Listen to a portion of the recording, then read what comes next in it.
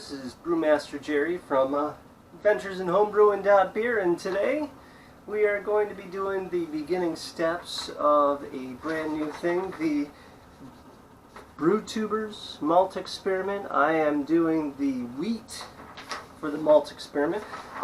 So it's a great thing to go through and get to brew with other people, and a lot of times geography kind of stops us from that, because maybe you're talking with a brewer online from someplace else, or I don't know, maybe a pandemic is stopping us from getting together or things like that. So this is a great thing. And so basically what it is just like the yeast experiment from earlier in 2020. This is the malt experiment. So basically we all have the same exact recipe. And what we're going to be doing is just switching out the malt. So different people are using different types of malt in there just to see what the flavor profile does and the character of the beer and so forth. So I am going to be using European wheat. I'm going for an all-grain recipe on that. The only malt that is being added that is not wheat is going to be a little bit of acid malt, and that's going to be to level out the pH. Everyone is using Sabro hops, where we are going to get that, hopefully, that really yummy, tasty, coconutty, amazing hops flavor in there. Yeah, so basically my process today is going to be to prepare all my water. So I've got distilled water. We're going to be using a little bit of some salts and minerals to get the water profile the same for everybody. Just a little bit of calcium chloride and Epsom salt. And there will be a Werflock tablet thrown in there for a little bit of clarity and findings. Let's see. There'll be some yeast nutrients, and we are using a very, I'll call it a neutral yeast. We're using US-05 for everybody. We are not doing any sort of pressure fermentation. So basically we're looking to see what's the base beer gonna taste like. And then we'll get a little bit from everybody, and we'll get to do some tastings and reviews, which is always a fun thing. And so yeah, it's time to get our brew day started. Please excuse the method of madness over here. There's a lot of different things that are going on right now. Get some stuff ready. I've got a starter of Framgarden. I've got a starter of Oslo. The Oslo is ready to cold crash, just in case. You can see there's some nice yummy yeast on the bottom of that. So it's a good thing. It's a great day. Let's get brewing. So for the first part of the water addition, we're going to use some Epsom salt. For this, we're putting in 2 grams per 10 gallons of water. You could do a little bit of math and scale it down, but I figured I'll just do my full 10 gallons, and whatever I have left over, I'm not going to worry about too much.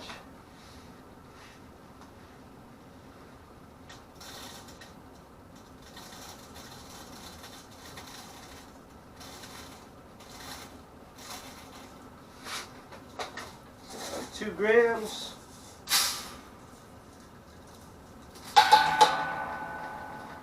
Doesn't seem like a ton.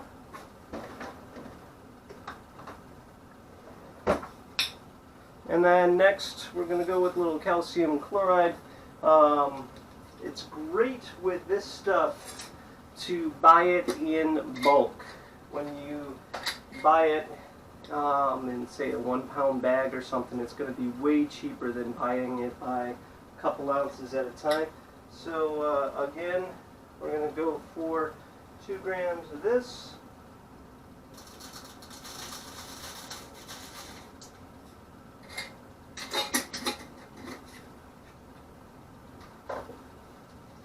And here we go. And now to put some water in.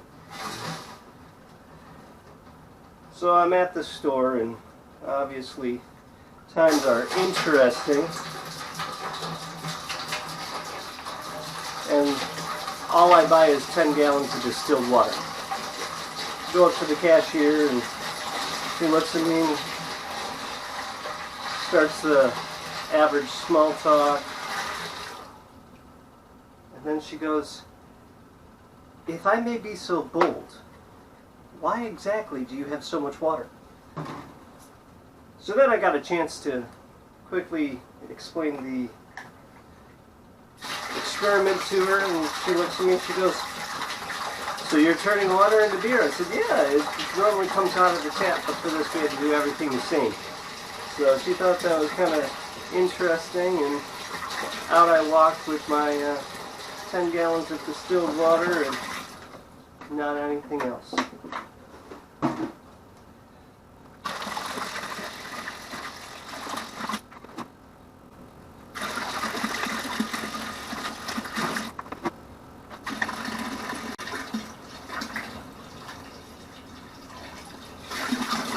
Finally got smart, doing 2 at a time.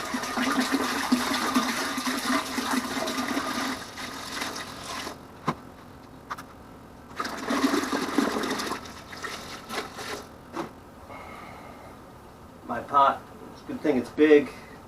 Be able to put 10 gallons in it.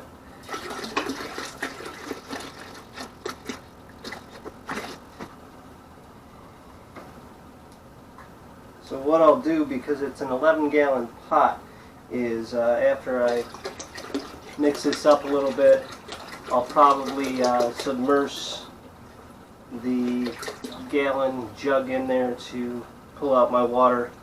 So I didn't think about the fact that this is below the level of the mash and boil, and it's also going to be too heavy to lift up and get in there. So brewing issue number 1. Let's go.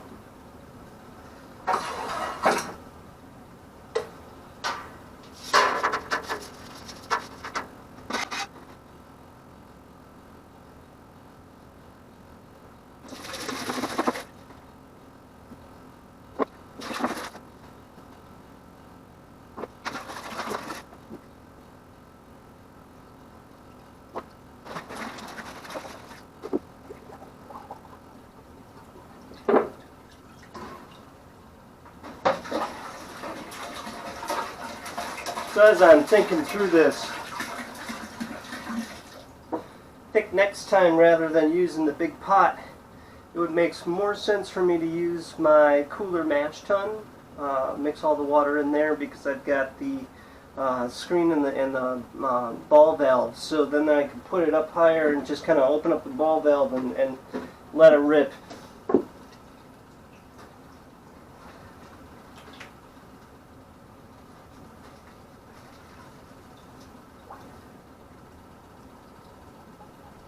Okay, so we got the mash and boil set up with the water that we're going to use for the mash. We still have some water off to the side in our pot that's been treated. So we're going to heat this thing up so we can get the mash in, and then we'll talk about a few more things. So I talked about buying everything in bulk. Whenever I buy grain, I try and buy no less than a pound at a time, because like in this case I only need 4 ounces. So I had 10.5 ounces left over from previous batch, and you vacuum seal it, you label it, and then make sure your vacuum seal bag's a little bit bigger than what you need, because then you know you can go through and you can reseal it and not worry about it, and you can reuse the same bags a couple times to get what you need. Just make sure everything's labeled, always an important thing. So 4 ounces of acid malt going into this one. And there's going to be 9.5 pounds because we're all aiming for the same original gravity for the beers, to try and keep things as equal as possible. So 10-pound bag, we're going to just take 8 ounces out after we measure it, just to make sure that it's actually 10 pounds of grain, but it should be pretty close. So let's go ahead and do that. Move my 8 ounces.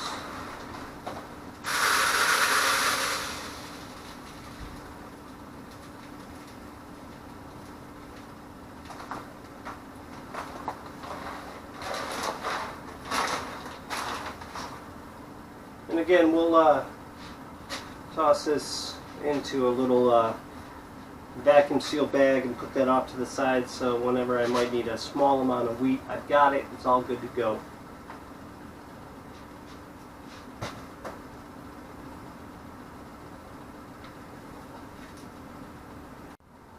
One of the unwritten rules of brewing your own beer is the idea that you should be drinking some beer while you're brewing, enjoying it. So today I have a sour. I started making sours during the quarantine time. I had never made some sours before, and this batch was a specific batch that is a little bit different than your normal sour, and it's interesting because I use the same base recipe on everything. And again, this is a way that you can go through and test and see what things are like. With this one, not only did I dry hop it with Sabro, which is a phenomenal hop, but and vanilla beans, but I also added fruitcake. I put 2 fruitcakes in right at the end of the boil for fermentation with the Milk the Funk Quick Sour Blend from Maniacal Yeast. And then after I reached high krausen, I threw another one in there when I threw in the dry hops. So this batch actually had 3 fruitcakes put into it, so I guess you could say I dry caked it. So cheers, everybody.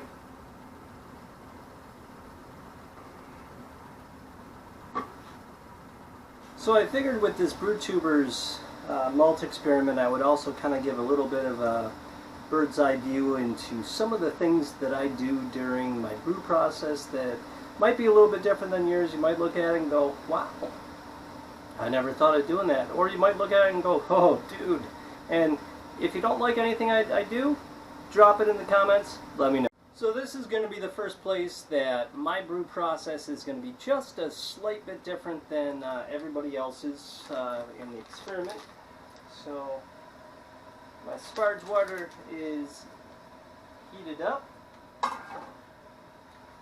and I am going to add some rice hulls. The reason being is with the mash and boil, there's a screen on the bottom that allows the wort to flow through, but with the wheat I'm a little concerned that maybe it might get a little too gummy with the grain bed and will really slow down that filtering out. So I'm just going to put some rice hulls in there.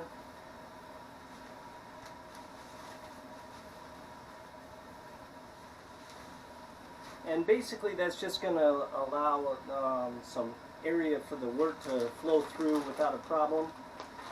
So that's the rice hulls.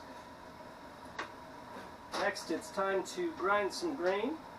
So I'm going to do this a little bit differently than many people in their process, and the reason being is I just found it to be a quicker system to do it. So by placing my grain mill directly on top of the mash and boil, because of the diameter of the mash and boil, it fits and it works. So what's going to happen is as I grind my grain, it's just going to drop straight into that malt pipe, and that way it'll be right there. So let's go. A little acid malt.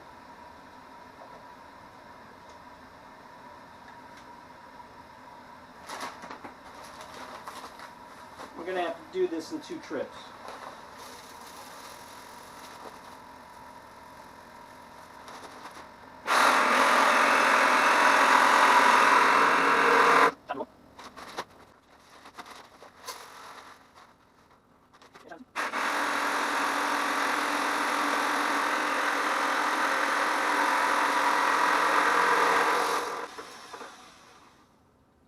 There we go. So we've got all of our grain in the malt pipe.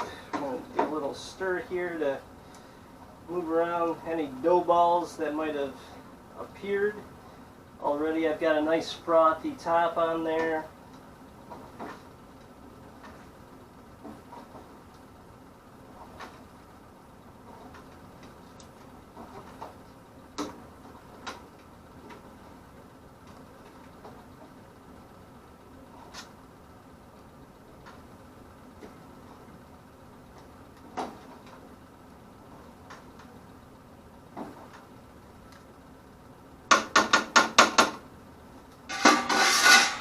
go. We're all mixed up. Gonna put the top on and let it mash for a little while, and let's get a few other things done around the brewery. So I decided during this malt experiment that this would be a great opportunity to try something, a new piece of equipment. So a couple months ago for my birthday, I got this nice new big mouth bubbler. I actually requested the ported one, so that way I've got a ported one and a regular one. So this one is from Northern Brewer. It comes pretty straightforward. There's the bubbler, there's the top with a nice multi-layer silicone seal that's going to just clip right in, and then there's just a few pieces to put together to put the port on the bottom.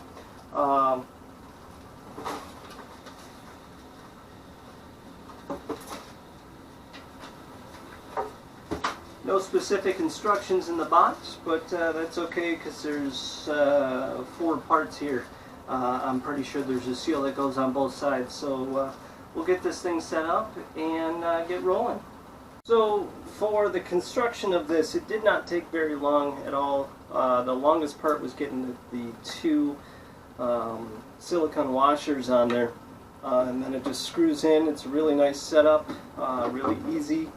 It feels like it's a decent construction, and so basically what this is going to allow me to do is when I ferment in this, why I got the ported one is because my layer of trub at the bottom after the fermentation should be pretty much below that, which will be great. That'll help with the filtering.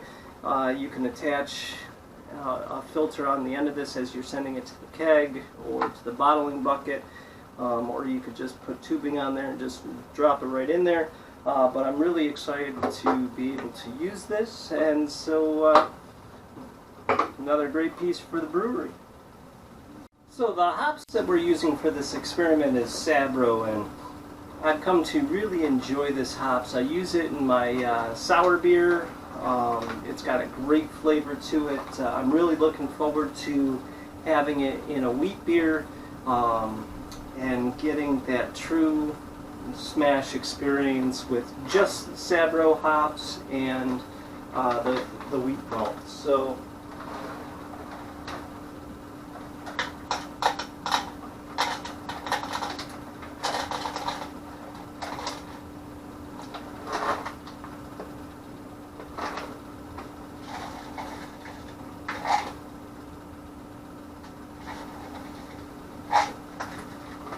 the first hop drop is going to be ½ ounce of Sabro, and that's going to be in the boil for 60 minutes.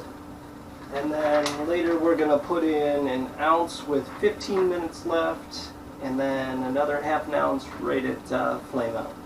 So, looking forward to it. Brewmaster Jerry back here, and today it's time to test out the thermometer with some brews. So we've got the ThermoPro thermometer here. I've got a mash that's going for a malt experiment. It's a wheat mash that's going to get some Sabro hops. So the other day I used this to show how it works, checking the temperature of meat on the smoker, and worked pretty well there. So right now I've got my mash going, and I got my temperature set for 156. So I know that the temperature is going to be a little bit less up on the top, but I want to see, where we are. So here we go.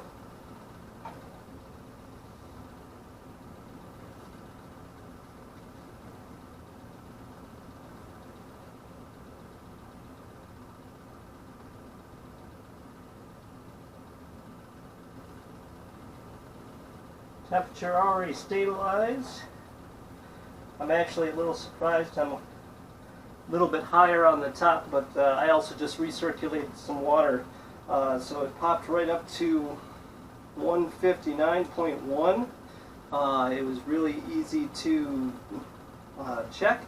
it's already dropping back down to room temperature. So there's the lock button feature on here. So what I'm going to do is I'm going to drop it in there and hit the lock and see how that goes. So right now it's reading at 73.2 degrees. 1, 2, 3, 4, 5, 6, 7, 8, 9, 10. There's no more movement. And the top of my grain bed is sitting at 158.9. So that's it's a little high, so we'll drop the temperature on the mash and boil a little bit. That's why it's good to have a thermometer around. You can always check these things out to kind of dial in your process as a brewmaster. It's a very important thing. Wonderful thing of having the magnet on there, so I know right where it is when I need it. So there you go. Highly recommend the ThermoPro thermometer. So we've gone through and we've done our mash, and now it's time to drain the grain bed. By adding those rice hulls, it means that it's going to drain much better than what it would if we didn't. And I know I'm going to have to add some more water, which is why I've got it in my pot all mixed up. So what I'm going to do is I'm going to sparge through some to get myself up to the right volume that I need for the boil for this batch of beer.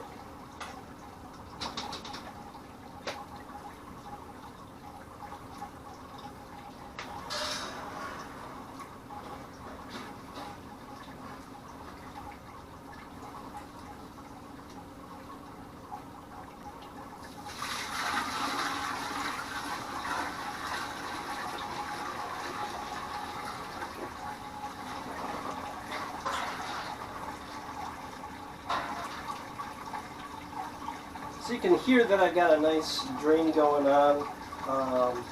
There is a slight white from the mash. We'll let this drain through and see how much more we need to add to hit our pre-boil volume.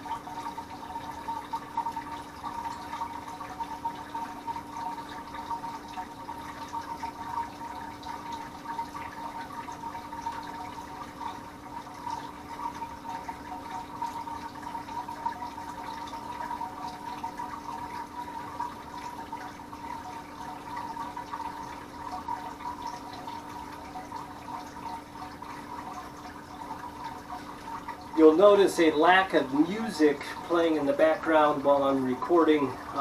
When I'm not recording, I've got some music on, but I'm trying to hold back so that way there's no copyright issues with somebody's music playing in the background. I know some accounts have had some issues with that recently. So, you know, it's the world we live in. I'm not trying to make any money off other people's music. I just enjoy listening to music.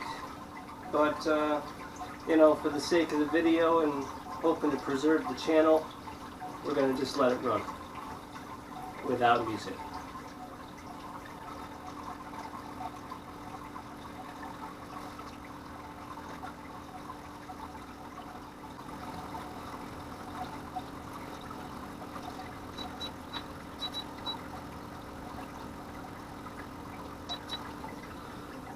So with the mash and boil, while this is going through and draining out, I did just turn up the temperature of the heating element, because that way it'll kind of speed up my process a little bit. So as this is finishing up its little drain at the end, the temperature is coming up, so that way I can get to my boil a little bit quicker.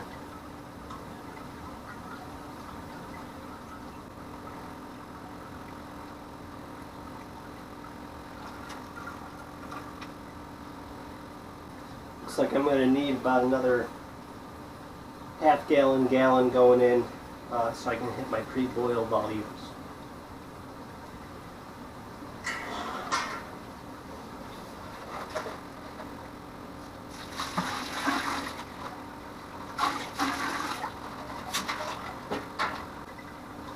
We're going to hang on to the rest of that water just in case at the end, if my numbers end up coming out too high, I can add some of that water in to dilute the wort a little bit.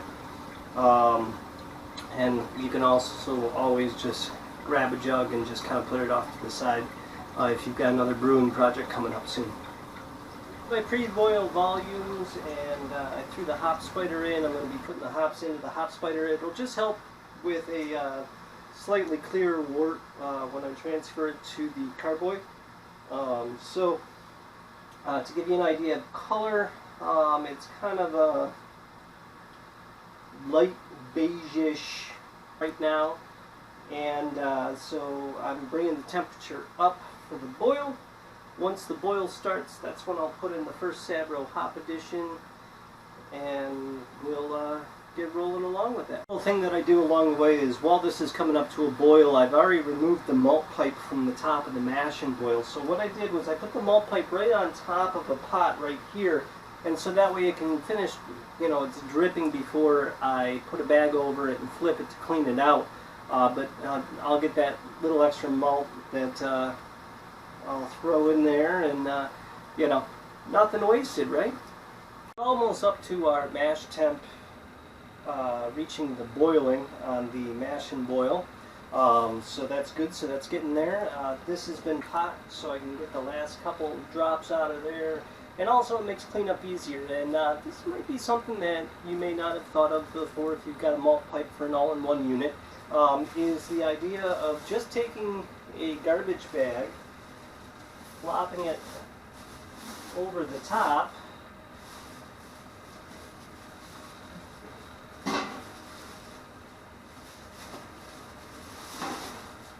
and then just flipping it. It'll get most of the grain out, not all, but it makes your cleanup a whole lot quicker.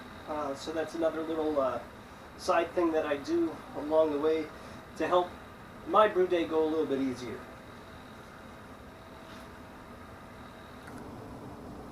So we've now gotten to the point where the boil is starting to happen. Let's take a quick peek here.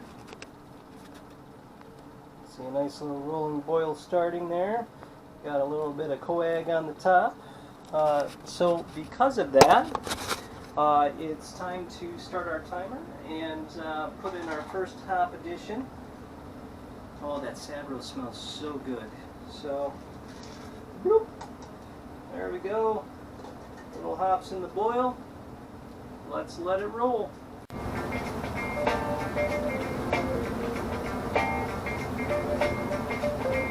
A little dancing never helps while brewing. Keeps the blood flowing, gives you something to do. The boil going for 45 minutes now, so it's time for our next Sabro hops addition, as well as our Wurf block. So let's take the Wurf block and go, bloop, wow, a little fuzz in there, and our next half ounce of Sabro hops going in.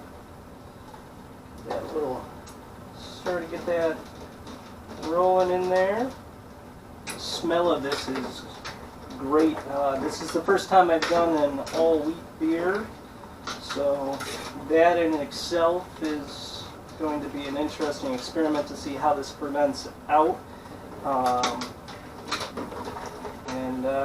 Yeah, so we got 15 minutes until flame out and the last hops addition, then we'll chill it down and toss it into that big mouth ported bubbler. So yeah, let's go. It's always good to check your temperature throughout the boil to make sure that things are going well. It's currently reading about 210 down at the bottom, so let's check and see what it is up at the top.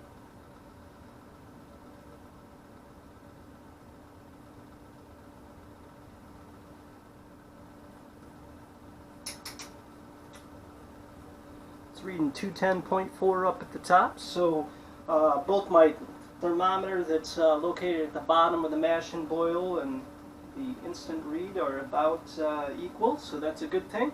So that means I've got a pretty consistent temperature going throughout my mash and boil for brewing this batch of beer, which is an all wheat with Sabro hops. So Great job, Thermal Pro. For us to turn off the heating element, I'm going to put in the last Savro Hops Edition. So little click click, little add in. I've already put the chiller in there so it can sanitize based off the heat. A little stir stir.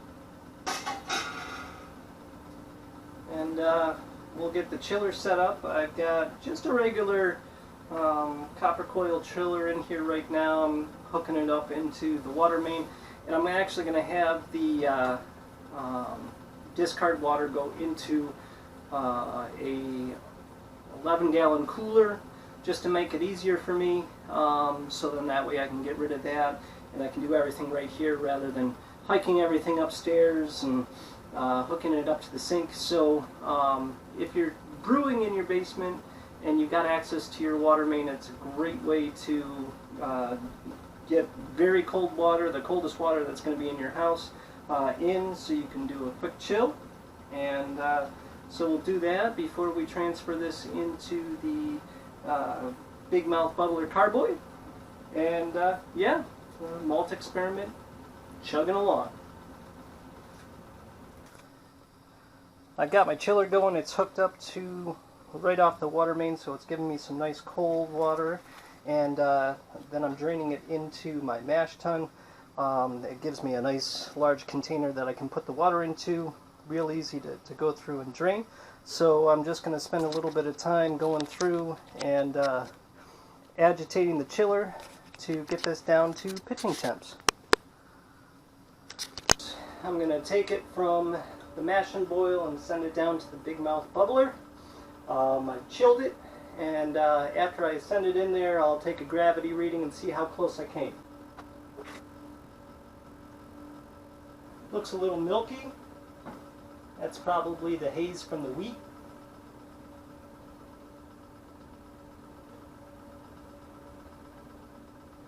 Made sure to check and see that the port was closed before I started the transfer.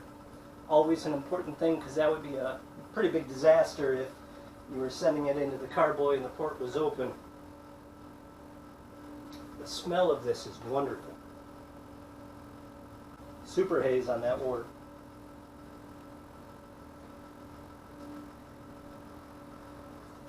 What's nice is this is also aerating it a little bit before we get things rolling.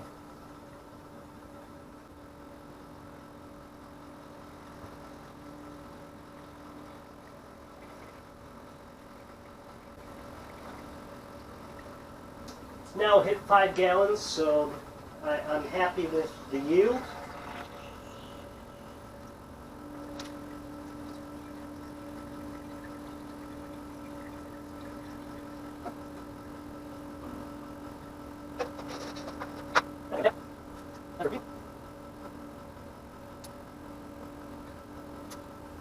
.045. So I actually hit a little bit low, which is kind of interesting because everybody else seemed to hit a little high.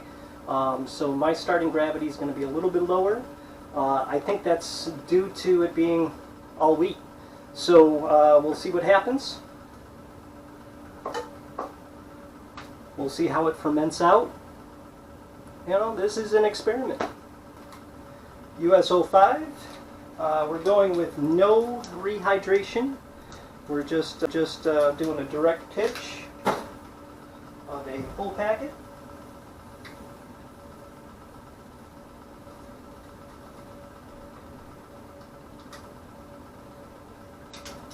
There we go. Let's let it ferment out. Let's see what happens and see how this malt experiment turns out. Well, I filled the Big Mouth Bubbler Ported Edition with my wheat experiment. I pitched the yeast on top, and the first thing I'm kind of questioning as I go through is this top seems to be kind of floating a little bit and popping up. I'm curious to see how well it's going to stay sealed throughout this process. So we will go through and check it out and report back on that.